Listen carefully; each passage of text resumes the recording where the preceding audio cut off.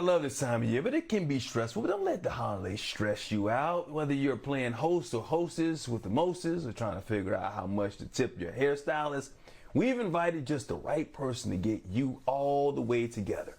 Crystal Bailey puts the pro in protocol as director of the Etiquette Institute of Washington, and she joins us now. She's an experienced consultant and public speaker dedicated to helping young professionals polish their executive presence, networking, and fine dining etiquette savvy. Good morning to you, Crystal.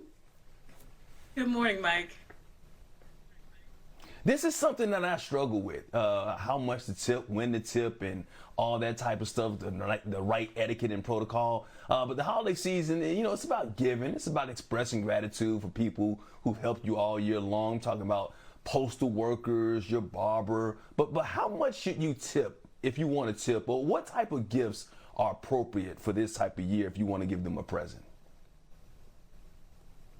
So we're thinking about service providers that we use throughout the year, not the one-off that we might see once a year, but maybe as you said, our hairstylists, our barbers, postal workers.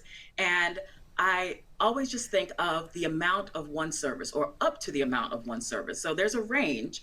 You don't feel like you have to absolutely double, I guess, a hair salon visit, but you can go up to that amount, and that would be absolutely appropriate.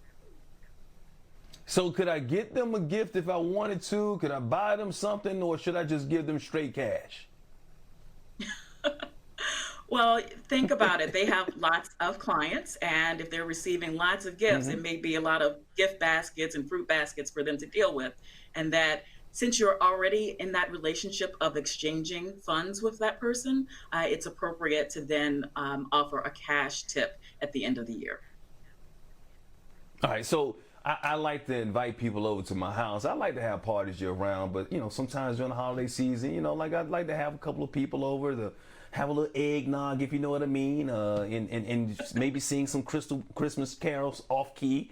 So, but if I wanted to do that, how far in advance should I send out those invites? Yes, give people at least, 3 weeks, I would say, during the holiday season, maybe more. I have friends that almost reach out in the summer, only because you get so filled up with your calendar during the holidays. You want to let people at least save the date in advance. And also, when someone invites me the night before to an event, I know that I'm at the bottom of the guest list. Well, yeah, I don't have 3 weeks now. We got 9 days before Christmas time and whatnot. So we'll see if anybody gets invited to the house over here. When you come to the Christmas party, though, there are a couple of rules, some do's and don'ts about those holiday parties. I see some of them on the screen right there. You want to share a couple with me? What about, I like the don't bring an uninvited guest. I like that one right there. Don't bring, unless you talk to me and ask me if it's okay to bring somebody. Do not bring somebody to my house that I do not know around Christmas time or anytime. Yeah, so making sure that you have a plus one on that invitation and not forcing a plus one on your host. So typically they will let you know, oh, please bring a friend, or it will be, stated on your invitation. So not adding or inviting someone who was not invited, and then being very thoughtful about who you invite, especially if it's a work holiday party. If I get invited to the party, is it appropriate or is it necessary for me to bring a small gift, maybe even a gift certificate, or is just, bringing a bottle of wine good enough?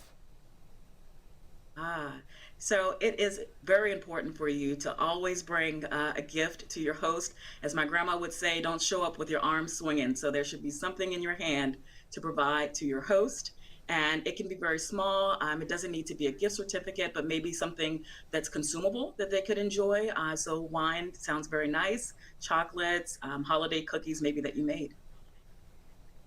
Okay. All right. So it's also that time of year where you have these holiday parties for your companies, and like this is a time to unwind. You get to see somebody, an accountant that you didn't know had it like that, doing things like that, and sometimes it could be inappropriate. So give me a couple of do's and don'ts for when you go to that holiday party and the eggnog is flowing. Oh boy.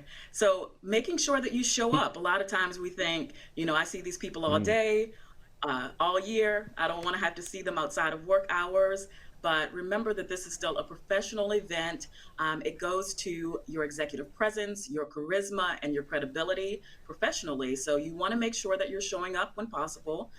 Even if it's a virtual event, make sure you're there. It shows that you're part of the team. So that's one of my biggest And realize pieces that, of advice.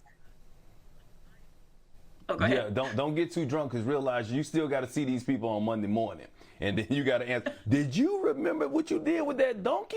Oh, you, so just some, yeah, it's happened before. Not me personally, but somebody else I know. Real quick before I go, these Christmas cards, I get Christmas cards. People just hit me up the other day. Hey, what's your address? I want to send you a Christmas card. And I feel bad because I get these Christmas cards. They're really nice, and I don't send them anything back. Am I doing something wrong?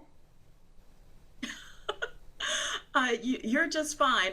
It's beautiful to send Christmas cards, especially now when we don't get to see a lot of people. So think about that. One thing I've been doing lately is sending New Year's cards. So even if you get a Christmas card and it seems a little bit past the time to make it to them by the 25th, you can maybe send New Year's cards.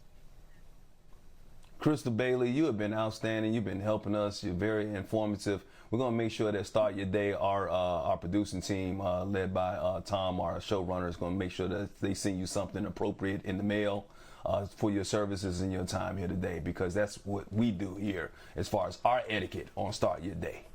We got to have proper etiquette. I love it. If that's okay with you. Oh, see, you love you. it. Straight cash on me. Crystal, thank you. Happy holidays to you.